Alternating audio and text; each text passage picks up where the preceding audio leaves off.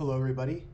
So what we're going to go over today is we're going to discuss a little bit about using PDM, best practices, and some of the ways that everything works when going through PDM. So the first step here is to make sure that you already have PDM installed on your computer. If you have not installed SolidWorks PDM, stop right here, go follow the instructions in either the PDF or in the instructional video that I gave you for installing PDM.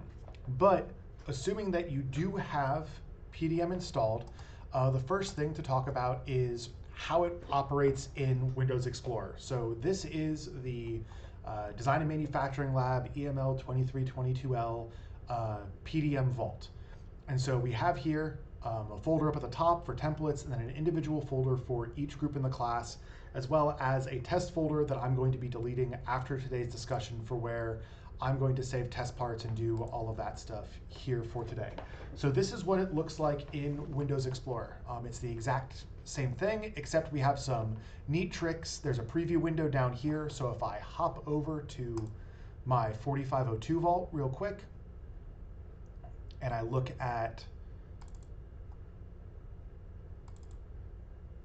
some parts here that are all checked out,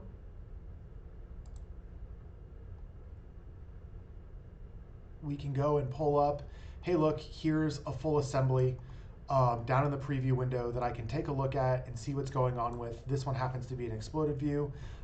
That does not always end up having to be the case, but this is just some of the benefits of PDM in Windows Explorer. Go back to the DML vault. We also have some additions to the right-click menu. So I just went over the folder and right-clicked that are some additions here that are related to PDM, namely check out, check in, get latest version, and I'll be discussing all of these and what they do within SolidWorks. However, there are options here to also check in, check out, update states of parts within the right-click menu. As well as check history. You can't do history with a folder, you can only do with a part. I'll talk about that as well. But it's all here in the right-click menu. So now, that is how it has affected Windows Explorer within the PDM vault. Now we can go to SolidWorks. The first step when using PDM in SolidWorks is to go and make sure you have added and installed the course templates. So now that I have opened up SolidWorks, it is here. I have no parts open, nothing else open. I can go to my tools, or I go to my settings window, my options window right here, and it brings open the window for all of my SolidWorks settings. The next thing I have to do is go and update my file locations. So what I need to change here for Design and Manufacturing Lab in particular, I need to make sure I update my document templates and my sheet formats. So the first thing I'm going to do, I've got document templates, add the folder. I'm going to go to my DML, and then I'm going to select the templates folder. And this is where I have the templates for assembly drawings, OTS part drawings, regular part drawings, and then sheet metal part drawings all in here. And we add that folder into our, I actually duplicate added it, so I'm going to delete one of them. But I have the DML templates folder added right here. This is for that. And then I'm also going to go down to sheet formats. And you can see, again, I added the DML templates format, folder location for my formats. And now I have this all good to go. When I go and create a part, I'm going to be able to create the part the way that I want to. So now we'll go ahead and just for demonstrations purposes, I'm going to create a part. You'll notice I have tabs here. Your window may look like this when you click New Part, and that is perfectly fine. Click on Advanced, and that lets you choose the basic default templates for creating parts and assemblies versus the DML templates for assembly drawings. So for right now, I'm just going to use the generic part template for creating a new part here, and then when we get to drawings, we will create a new drawing. So nothing has changed from using SolidWorks the way we normally would. Go ahead, right click to the top plane. I am making the most basic part that I can think of. I am extruding a donut here just to make something super simple and straightforward. I'm going to go ahead and save this part now. again, going to my Design and Manufacturing Lab Vault, I'm treating it just like Files Explorer, test, and now I have created my test part. So test part is created, it's saved, and boom, I have a window that pops up. There is nothing within this that you need to edit or change.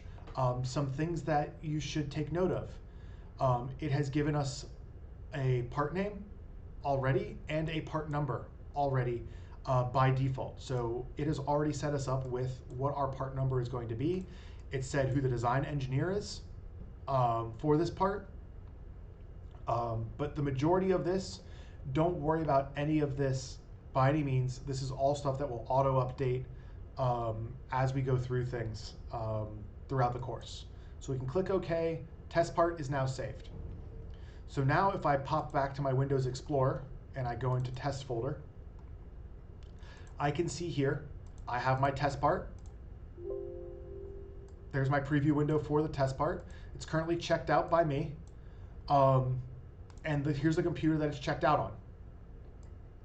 So now this part is currently checked out. When it's checked out, it's just like checking out a library book or anything like that. It means that I currently have ownership of it and nobody else can touch it.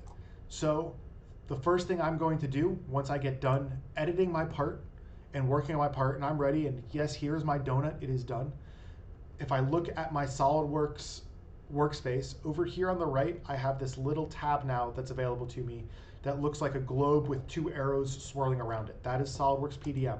When I click on it, it now brings up my SolidWorks PDM workspace within SolidWorks. So here's my part that I'm working on, and I can now check in my part through this menu. When I check in my part, another menu is going to pop up where I have to leave a comment.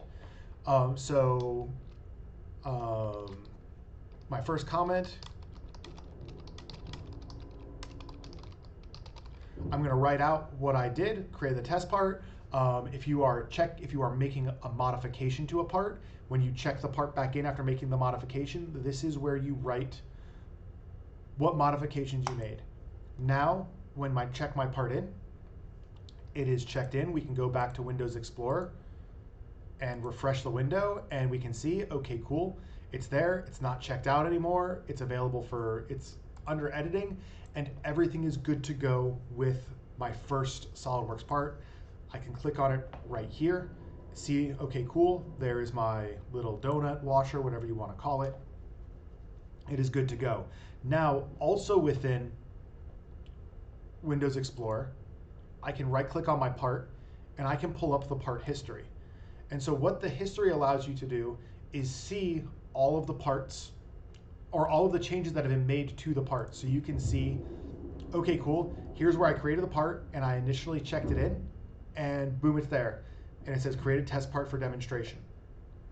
And as I make edits, as I check the part out, make a change, edit it, check it back in, all of those things are going to update. So I will get a curated list of all of the changes that the part went through. It is incredibly important that you write good comments for what you are doing instead of just typing in the letter A or whatever else you're going to type there, because this helps you to track when changes were made. And if you need to go back and edit an earlier version, it also allows you to move back to an earlier version and edit from there. And this way you know you're starting with the correct version. So we have now created a part, checked it back in. If I want to check the part out to make more edits, I can right click and check out in Windows Explorer, or alternatively, I can click right here and check the part out within SolidWorks. And so now let's just say hypothetically, I checked a part out and I didn't want to check it out. It was an accident. Somebody else needs to be making edits to it and I have it, but I'm not doing anything. I can right click on my part either in SolidWorks or in Windows Explorer and click undo checkout. And that allows me to undo the fact that I have it checked out. Now, warning, if you undo your checkout, you will lose any changes you made to your part since you checked it out by accident. So make sure that you are only undoing checkout if you're okay with any changes being deleted. I'm okay with it. I didn't make any changes, so I'm going to go ahead and undo the checkout right there. So now we'll go ahead, we'll take my little washer. I'm going to make a drawing from part. Now at this point, I want to make sure that I'm using the drawing template for the appropriate course. So I'm going over to my DML templates here, and this is just a regular part drawing. So I'm selecting my part drawing template, click OK. Just like the CAD course, it should be really easy. It just might take a moment. All right, so now I can go ahead, and it says to edit drawing scale, edit properties. This is all stuff detailed for editing scale. But for right now, I can go ahead and I can delete this. And what we will get here, now I can go ahead, let's add in a top view. And we'll put an isometric view. Oh, I don't want that projected view. Let's put an isometric view right there. And I'm just going to really quickly dimension this up. Let's give it my diameter there, my diameter there. I'm not going into details, I'm not doing, but things that you can notice right away, right off the bat. Our drawing has already decided to include my part number and my drawing number down in here. So this is part number 21-06-002. What this means is that it's 2021, June, and it's the second part that has been created in June. No matter what happens, there will be, this number will change and will increment as things progress throughout the semester. So don't worry about it. Every part created will be a unique part as we go through things. But that's only one small part of things. We can also see that it added in my name as the drawer name. I am the person who created the part drawing, and it named my part test part, which is the file name. My title block is auto-filling with most of the material that I need. This is to take away some of the tedium of doing it. Please do not go in and edit these. It will auto-fill with the part creator and the name of the part based off of the file name that you set for the part. So all of that is done and good. I'm going to go ahead and save my part. Or save my drawing. I'm going to save my drawing right here, the same spot that I save my part into. You can have your own folder hierarchy for doing parts. Again, it pops up with a little block. This is the properties block for the drawings. We're not worried about that. Just click OK. And now when I'm looking over in my PDM window, I can see that I have my part and then I have a drawing as a separate entity. So now I've taken my drawing. I'm going to go ahead and I'm going to check in my drawing now because I am done using it. It pops up with this window for me to say,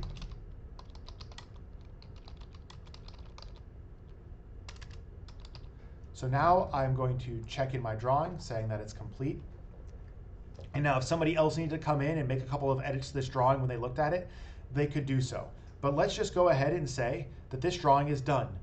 Big hint, it's not. There's a bunch of stuff missing from this drawing. Do not try and submit a drawing like this. But for demonstration purposes, I'm going to say that it's done. So now what I can do, my part is done, and I'm ready for it to go on and be checked by another group member. That's where changing state comes in. And so right now, this part is under editing, meaning it can be edited, it can be worked on, it can be changed, all of that. If I want to say, hey, I'm ready for my drawing to be checked, I make sure my drawing is selected, and I can now click change state, and I can submit my drawing for review.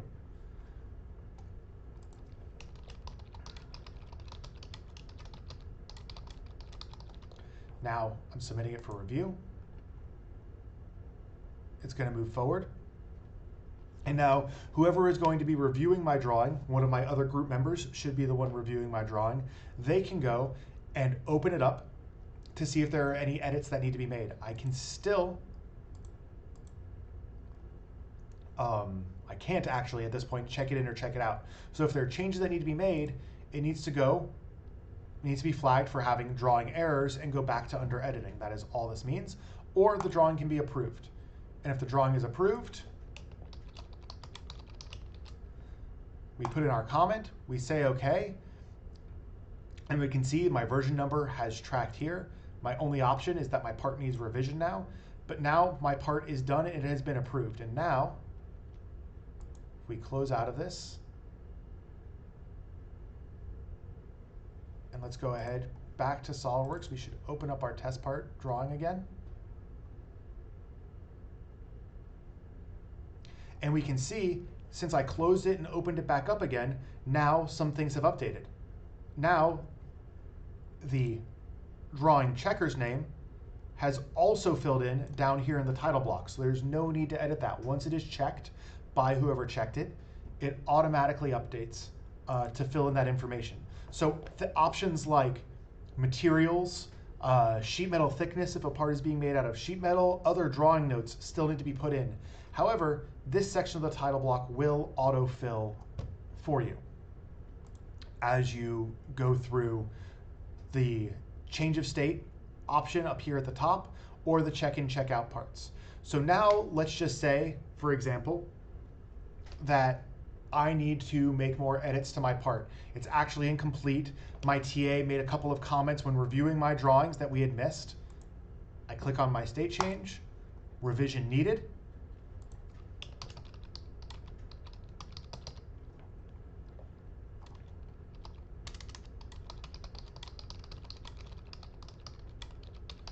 Things that I missed there that might be comments from the TA or whatever. So now it's back into under editing.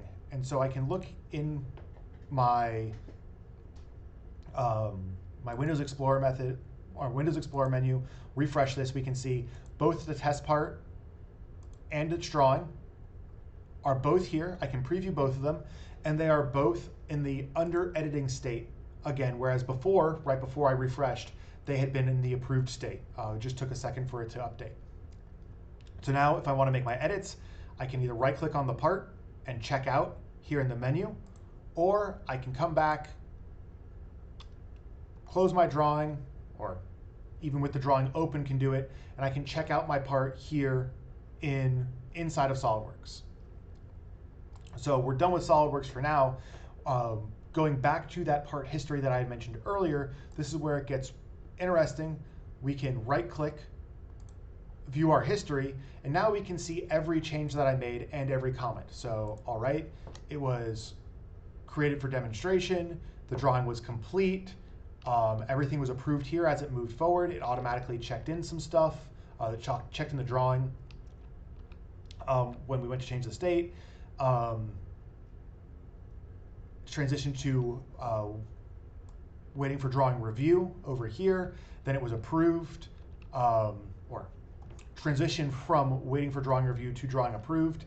It sets the revision number at this stage, and then we were able to kick it back saying that it needed changes. And we can track an entire part to see how many changes need to be made, who made the last changes, who submitted this part. Maybe something wasn't ready and you need to know who made the change to the part, whatever it was. The history is there to help you out.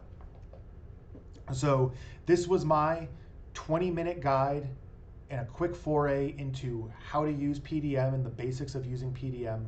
As always, if you have any questions, feel free to contact me or reach out to your TAs if you have any questions or you need any help figuring out and navigating the tools that we have for you here in PDM.